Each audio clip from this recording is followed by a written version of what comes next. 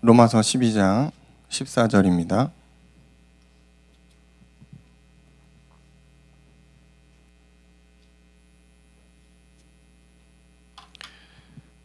좀 길죠. 교독을 해야 될 것 같죠. 로마서 12장 14절부터 21절을 교독하겠습니다. 제가 먼저 읽겠습니다. 너희를 박해하는 자를 축복하라. 축복하고 저주하지 말라.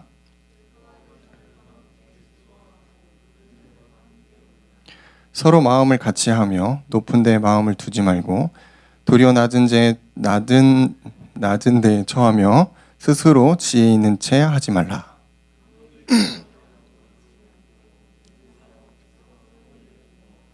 할 수 있거든 너희로서는 모든 사람과 더불어 화목하라.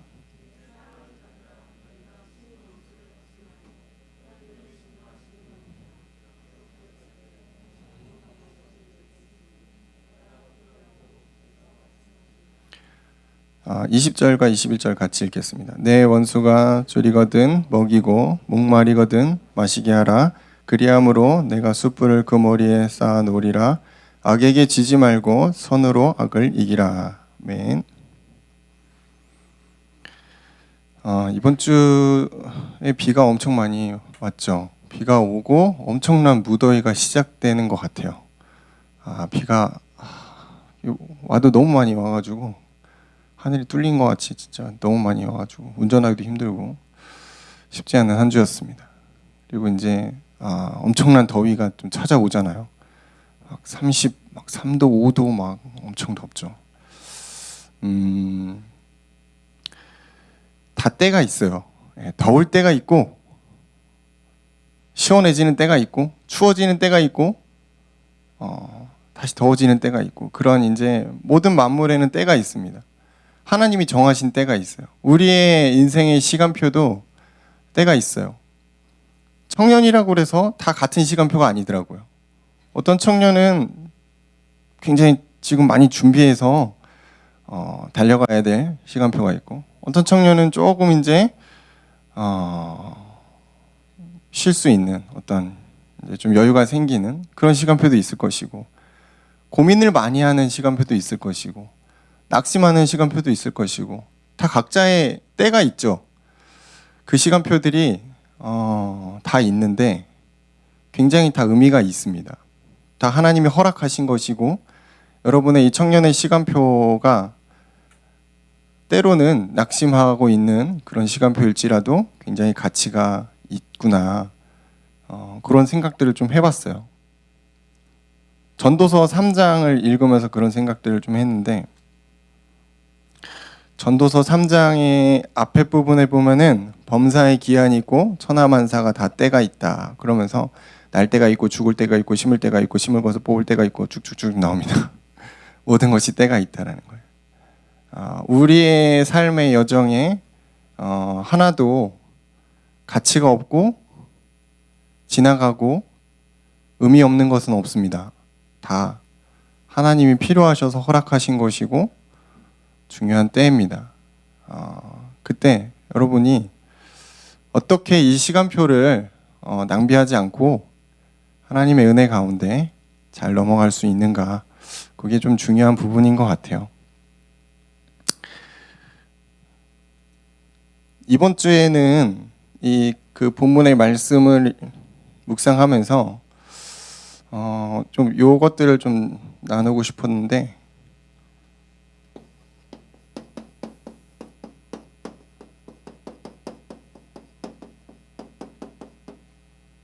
하나님이 기뻐하시는 뜻이 무엇인가?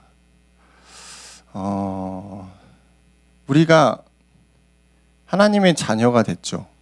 하나님의 절대적인 은혜로 절대적인 죄인이 그리스도의 보혈로 구원을 받았잖아요. 그래서 우리가 의롭다함을 얻었죠.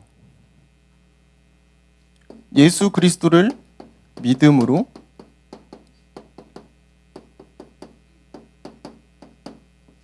의롭게 되는 이 과정에 우리는 구원받은 거 아닙니까? 구원받아서 하나님의 자녀가 됐죠. 그리고 나서 우리 안에 성령이 오셔서 우리를 거룩하게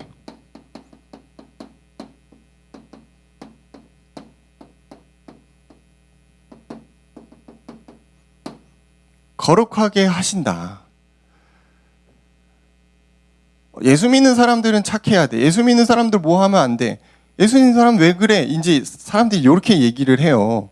근데 그 배경이 어디서 나온 거냐면은 예수 믿는 사람은 좀 달라야지. 좀 더 착해야 되고 좀 더 깨끗해야 되고 좀 더 거룩해야 되고 왜 그게 생각이 있을까요? 다르기 때문입니다. 우리는 그래요. 우리는 뭐 사실 죄성도 있고 뭐 사실 별 다른 건 없는데 달라진 게 변화가 하나 있어요. 뭐냐면 우리 안에 성령이 계신다는 겁니다. 여러분 예수 그리스도의 피로 보혈로 구원을 받은 하나님의 자녀는 성령이 역사하신단 말이에요. 그래서 다른 생각을 할 수가 있게 돼요. 다른 아버지가 생기죠. 좀 그냥 이상한데 영적으로 아버지, 하나님 아버지가 우리 아버지가 되잖아요. 육신의 아버지뿐만 아니고 다른 형제들이 생기죠. 나의 형제는 혈 따져가지고 동생, 뭐 누나, 형 이거 말고 지금 우리가 있는 이 공동체, 교회의 공동체가 다 자녀예요. 다른 자녀가 생겼다는 성령으로 말미암아 그런 것들이 가능해지는 거죠. 그래서 성령이 우리를 거룩하게 하시는데 우리는 왜 거룩하게 살아야 됩니까? 우리는 왜 불신자들처럼 그렇게 살면 안 됩니까? 왜 그런 부담을 가지고 살아야 됩니까?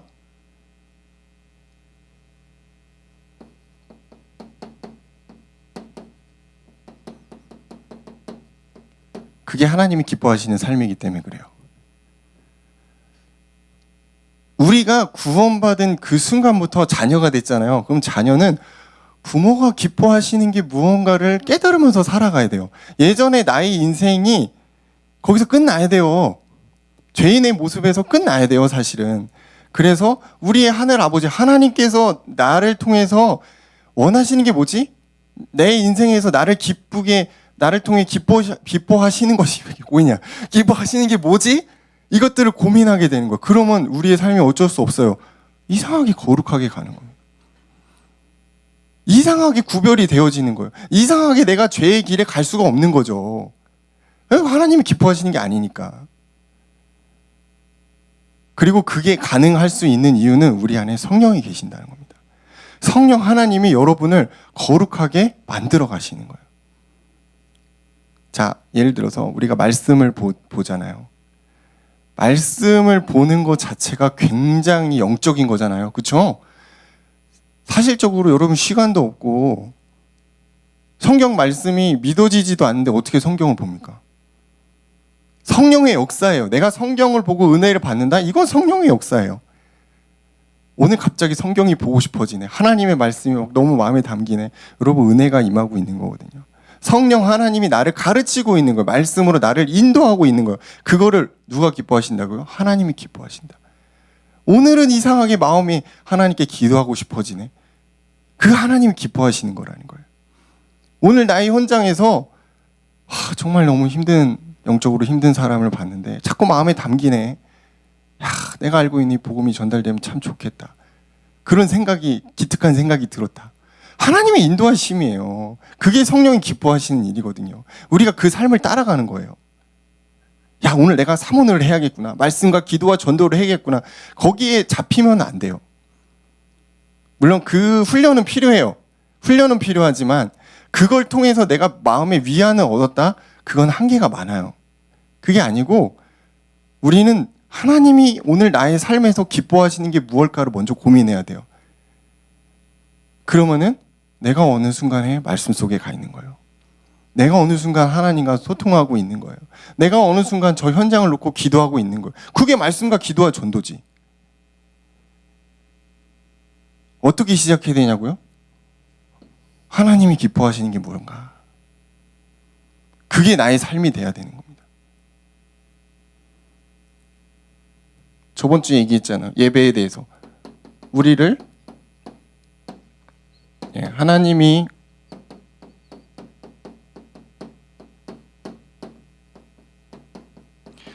기뻐하시는 산재물, 산재물로 나를 드려라. 하나님이 기뻐하시는 나. 자꾸 우리가 뭐 형식에 매여서 뭘 행위를 하려고 그러고 그거 이전에 우리는 내가 드려져야 돼요. 내 생각이 드려져야 돼요. 내 동기가 앞서지 않고 내가 오늘 하나님께 드려질 수 있는 건 뭡니까? 오늘 나의 하루의 삶에서 하나님이 기뻐하시는 게 무엇인가를 고민하는 거예요. 마음을 새롭게 하고 하나님의 뜻을 분별하라.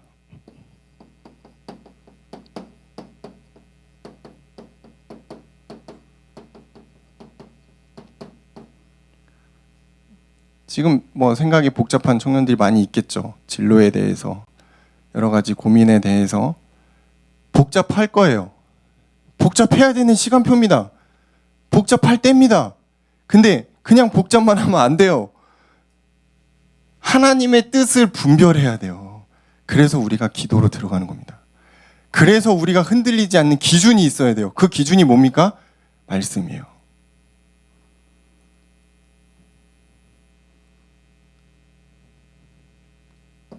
하나님의 뜻을 분별하는 거, 저는 오늘 이번 주에 그 설교 제목처럼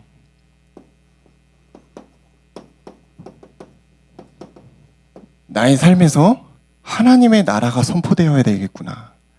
그냥 머리로만 하나님의 나라를 세워야겠다, 이게 아니고 실제 내 삶에서 하나님의 나라가 선포되어야 합니다.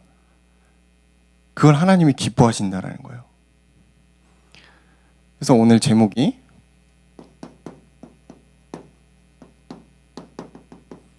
우리의 삶 속에서 하나님의 나라를 선포하라.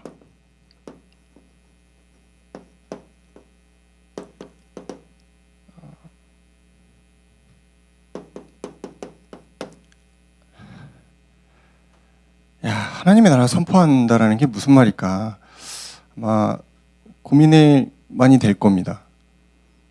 오늘부터 나가서 전도를 해라는 건가? 오늘부터 나가서 교회를 세우라는 건가? 무슨 뜻인가? 내 삶에서 하나님 나라가 선포되는 게 뭘까? 그냥 진짜 실제적으로 여러분이 할 수 있는 것들을 가지고 좀 얘기를 하려고 그래요.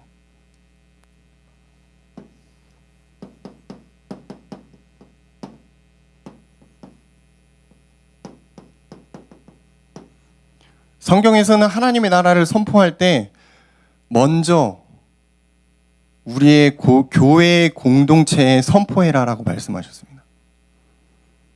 먼저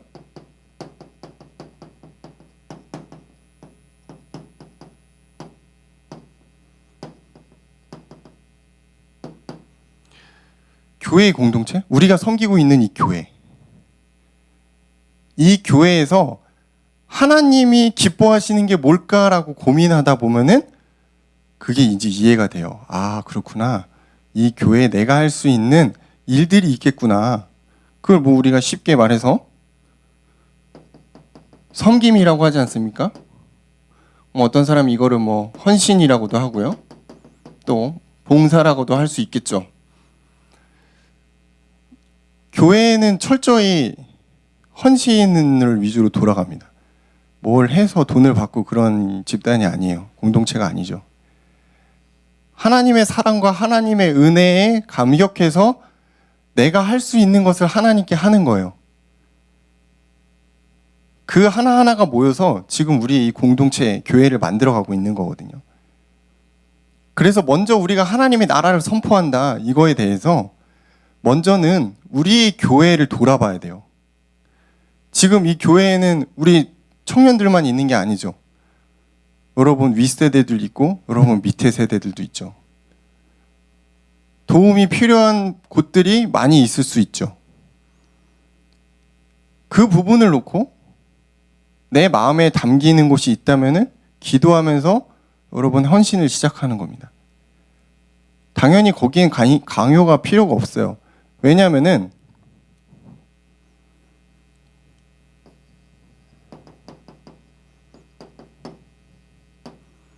하나님이 주시는 사랑의 힘으로 우리가 이것들을 감당해내기 때문입니다. 성령이 주시는 그 은혜로 우리가 이것들을 감당해내기 때문입니다. 만약 그렇지 않다면 여러분 당장 그만두시기 바랍니다. 내가 이걸로 인해 시험이 들어있다. 그것들을 그만두시면 돼요. 그리고 차라리 은혜에 더 집중하세요. 그게 낫습니다. 우리는 열심으로 이 일을 감당해서는 안 됩니다. 반드시 한계가 옵니다. 저도 열심히 해봤고 여러분도 청년 시기까지 오면서 많이 해봤잖아요. 굉장한 한계가 와요. 우리는 이 어떻게 보면 교회 공동체를 섬기는 일에 굉장히 많은 시간을 할애하잖아요, 청년들이. 그리고 거기에 대한 보상을 받으려고 하면 안 돼요. 보상이 아니고요. 우리는 은혜로 이 일을 감당하는 거거든요. 하나님의 나의 작은 일을 통해 하나님의 나라가 교회 공동체에 우리 후대에게 선포되는 것을 기뻐하세요. 그러면 더 이상 뭐 큰 보상이 없어도 됩니다. 막 우리 아이들이 나한테 와가지고 선생님 막 최고예요. 막 진짜 고마워요. 안 그래요. 아시잖아요. 절대 그럴 리가 없어요. 한 10년쯤 지나면 여러분들 찾아와가지고 그때 너무 감사했습니다. 이런 애들은 있었어요. 우리가 교회 공동체에 여러분 헌신하고 이런 것들이 막 바로 막 돌아오거나 막 감격이 있거나 막 절대 그렇지 않아요. 근데 우리가 왜 이 일을 계속 할 수 있는 줄 아세요? 하나님이 나에게 주신 그 사랑의 힘과 성령의 그 도우심과 은혜가 나를 지속하게 한다라는 것입니다. 두 번째는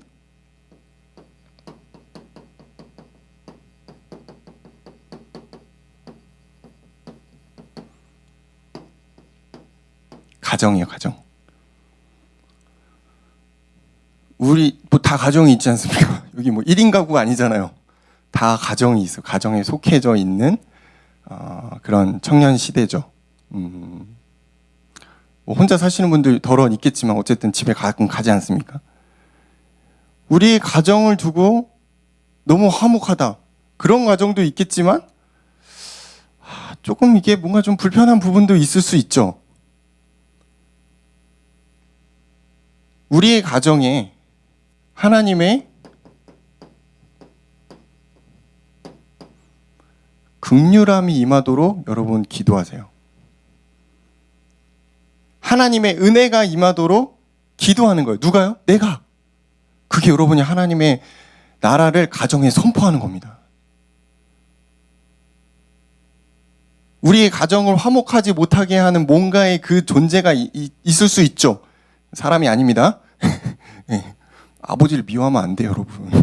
엄마 잔소리한다고 엄마를 미워하면 안 된다고. 사람이 그러는 게 아니야. 네. 이 가정의 역사하는 그 뭔가, 하나 되지 못하게 하는 그 뭔가, 복음으로 우리가 하나 되지 못하게 하는 그 뭔가가 있다면은 내가 여러분 기도하면서 선포하세요. 하나님의 나라가 임하도록 선포하세요. 그게 여러분이 할 수 있는 일입니다. 그리고 우리의 가정에 하나님의 은혜가 임하도록 긍휼함을 가지고 기도하세요. 그게 제가 생각하는 하나님의 나라가 선포되는 것입니다.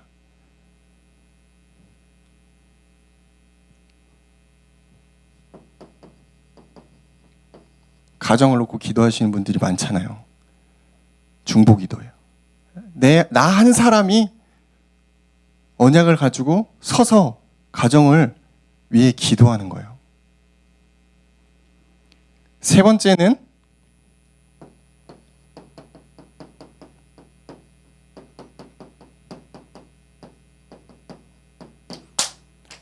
세상에 선포하는 것입니다. 단계를 거치는 건 아니지만 세상에 선포하는 것은 중요한 일입니다. 왜냐하면 예수님의 마지막 지상 명령이기도 하잖아요. 땅끝까지 복음을 증거하는. 오직 성령이 임하시면 증인이 되는. 이 세상에 하나님의 나라가 선포되는 것을 하나님이 가장 기뻐하시거든요.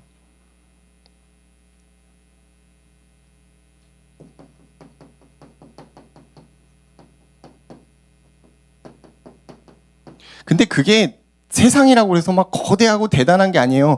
여러분이 매일 출근하는 회사, 여러분이 매일 가고 있는 그 장소, 거기가 여러분의 현장이에요.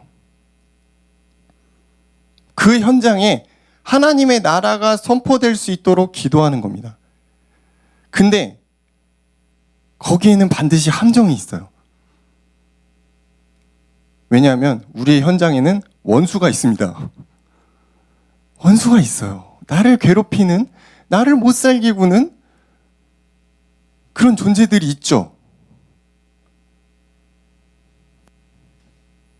성경에서는 뭐라고 말하냐면 원수를 사랑하라.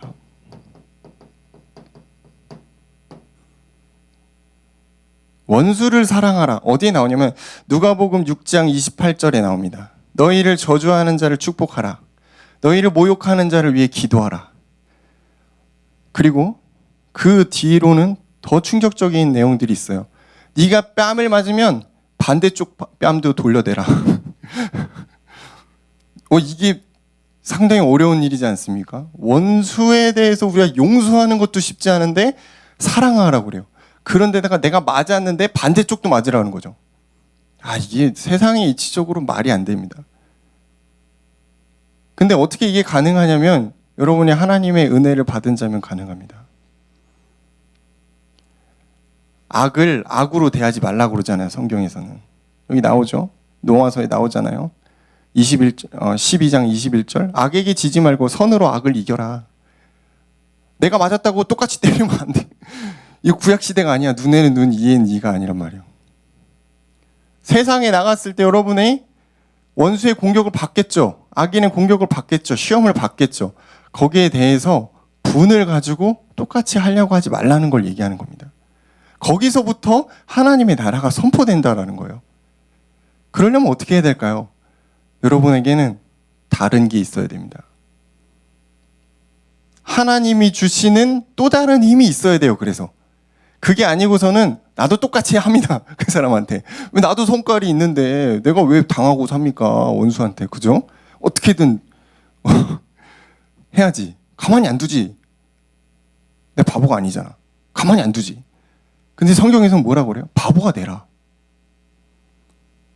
바보가 될 만큼 예수 그리스도의 은혜가 우리에게 충만하다면 아무 문제가 되지 않는다라는 거예요.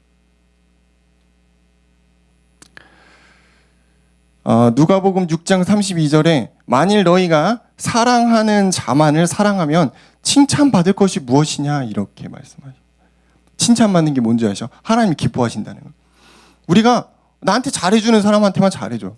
나를 싫어하는 사람한테는 같이 싫어해. 그거를 하나님이 어떻게 하신다고요? 칭찬하지 않는다라는 거예요.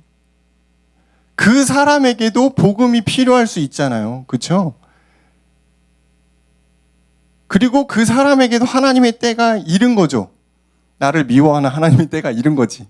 그럼 어떻게 하겠어요? 하나님이 하시는 건데. 받아들여야지. 기도해줘야죠, 그냥. 우리 본문에 읽은 것처럼 로마서 12장 14절 너희를 박해하는 자를 축복하라. 성경에서는 왜 자꾸 이런 얘기를 할까요? 우리 세상에 나가면 얼마나 힘듭니까? 잘해줘도 힘든데 나를 힘들게 하는 사람들이 얼마나 많아요. 그 사람들을 품고 기도하고 그 사람들을 사랑하라고요? 그게 어떻게 가능합니까? 여러분, 그리스도의 사랑이 있으면 가능합니다. 그리스도의 사랑은 모든 것을 살릴 수 있습니다. 목사님 굉장히 이상한 재미없는 설교를 또 준비하셨네요 라고 생각할 수가 있습니다. 근데 이거는 기독교의 핵심입니다. 그리스도의 사랑이 기독교의 핵심이에요.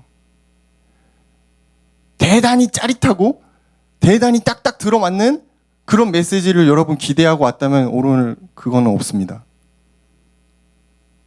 저는 성경의 기준에서 여러분에게 하나님의 나라가 선포되는 것이 무엇인가를 가지고 나왔거든요. 밋밋할 수 있습니다. 재미가 없어요. 뭘 잡아야 될지도 모르겠다. 그렇게 느껴질 수도 있습니다. 그렇지만 이 가운데에서도 하나님의 은혜로 깨달음을 얻는 자들이 있을 줄 믿습니다. 여러분 마음에 잔잔한 잔잔한 감동이 있을 수가 있겠죠. 여러분, 큰 감동은 WRC 가서 받으세요. 네, 거기서 팍 들어가는 큰 감동은 거기 가서 받으시고, 오늘은 여러분 잔잔하게 나의 삶에서 하나님의 나라가 선포되는 것들을 결심하시고 기도했으면 좋겠습니다. 저는 원수를 사랑할 수 없습니다. 저는 도저히 그런 성격이 안 됩니다.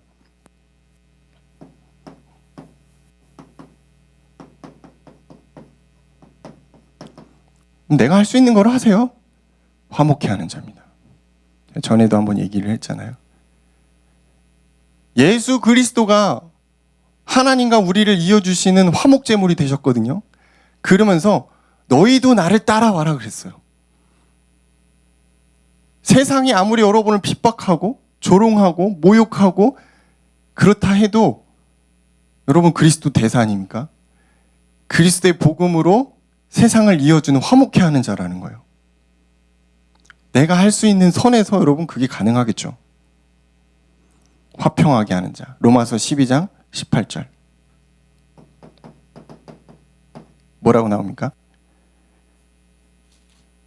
할 수 있거든 너희로서는 모든 사람과 더불어 화목하라. 이것도 어렵지 않습니까? 그죠? 모든 사람을 다 어떻게 그렇게 아우르면서 어떻게 그렇게 살아가요? 쉽지 않아요. 근데 하나님이 이걸 우리에게 요구하신다는, 그게 기뻐하신다라는 거예요. 내가 좋아하는 사람만 좋아하고서 나머지는 막 트러블 메이커가 되고 그거를 기뻐하지 않으시고 이 집단과 저 집단을 이어줄 수 있는 피스메이커, 화목해 하는 자. 이것도 그리스도의 사랑으로 가능합니다. 당연히 한 번에 될 수 없어요. 그렇지만 여러분 이것들을 마음에 품고 그리스도의 마음을 닮아갈 수 있다면은 어느 시간표에는 어느 하나님의 때가 이를 때 가능해집니다. 이게 자녀예요. 막 권리만 누리는 자녀가 아니고 하나님이 원하시는 게 무엇인지를 알고 그 일을 할 수 있는 것도 자녀예요. 그리고 세 번째,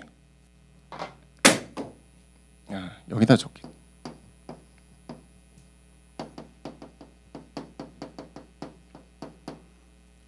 맡기는 것입니다. 왜 맡긴 줄 아세요? 나는 할 수 없기 때문입니다. 나는 피스메이커가 될 수 없어요. 나는 원수를 사랑할 수가 없습니다. 내 능력으로는 이 현장을 변화시킬 수가 없어요. 죽었다 깨어나도 못해요. 그러니까 하나님께 맡기세요, 여러분. 나는 안 되기 때문입니다. 하나님께 맡길 수 있는 사람은 진짜 용기 있는 사람이라고 생각해요.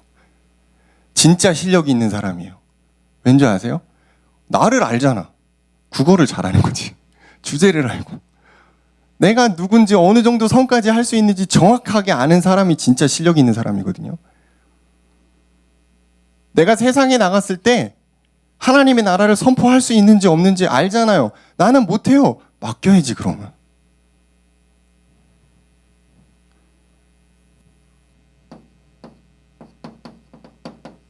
로마서 12장 19절.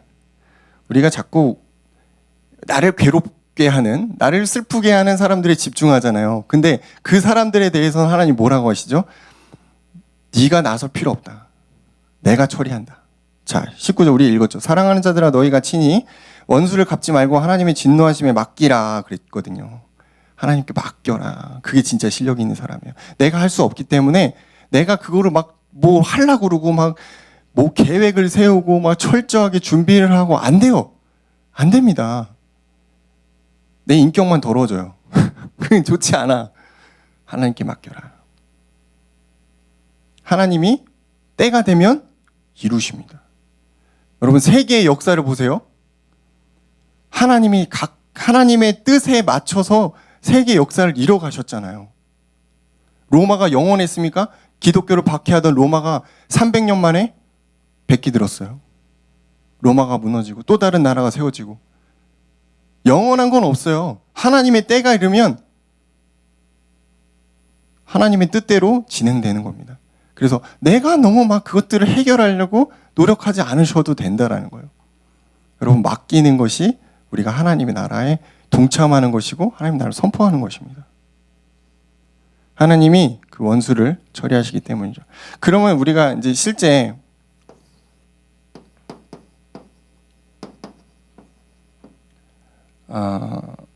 이 하나님의 나라를 선포함에 있어서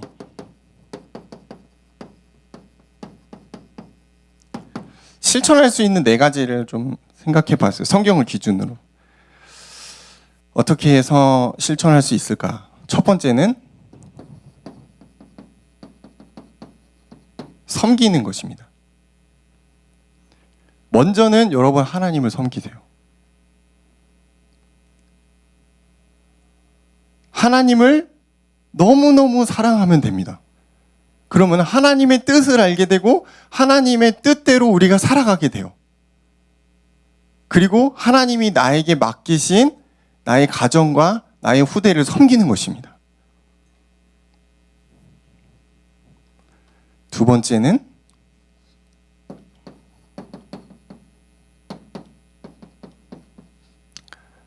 사랑하는 것입니다. 이성의 사랑을 말하는 게 아닙니다. 부모님 사랑하라 이걸 말하는 게 아니고 하나님을 사랑하는 거예요. 하나님을 정말 사랑하는 겁니다. 내가 가지고 있는 우상들을 다 때려 부실 만큼 여러분 하나님을 사랑하는 것입니다. 그리고 하나님이 나에게 맡기신 현장을 사랑하는 겁니다. 그 현장에는 우리 교회 현장도 있겠죠. 우리 후대들도 있겠죠.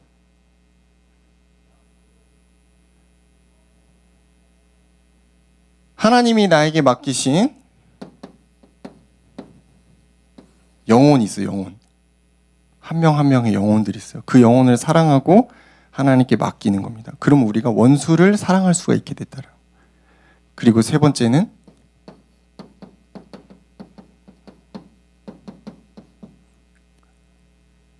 겸손해지는 겁니다.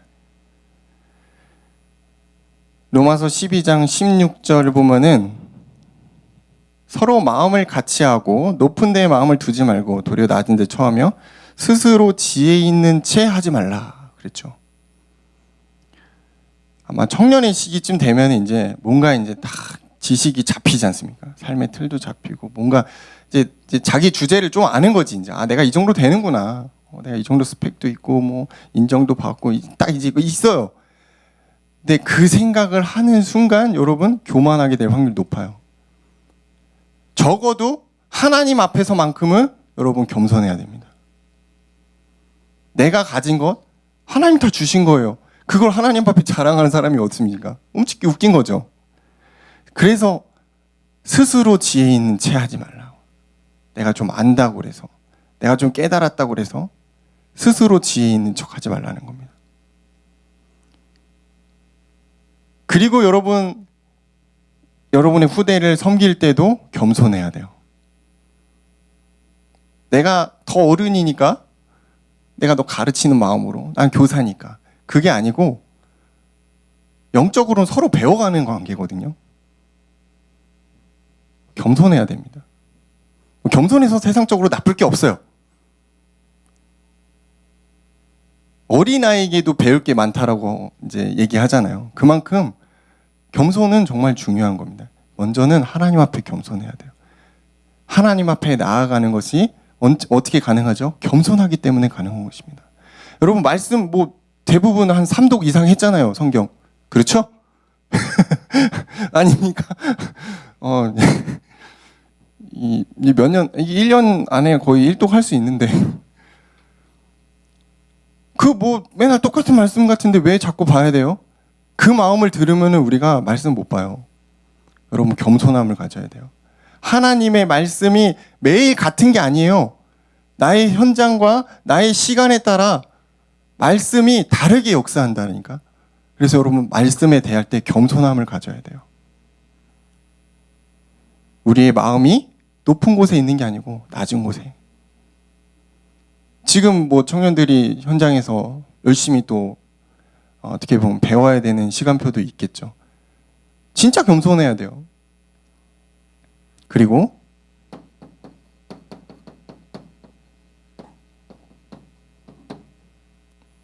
순종입니다. 순종.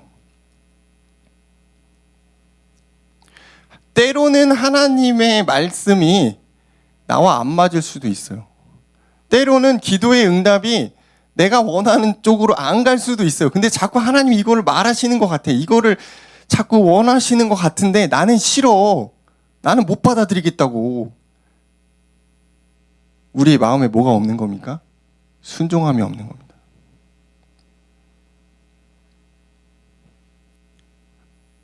하나님의 뜻을 구하고 순종하는 것입니다. 그럼 여러분 하나님의 나라가 선포돼요. 여러분 어느 곳에 있든 하나님의 말씀에 순종할 수 있는 사람은 하나님의 나라를 세워나가는 거예요.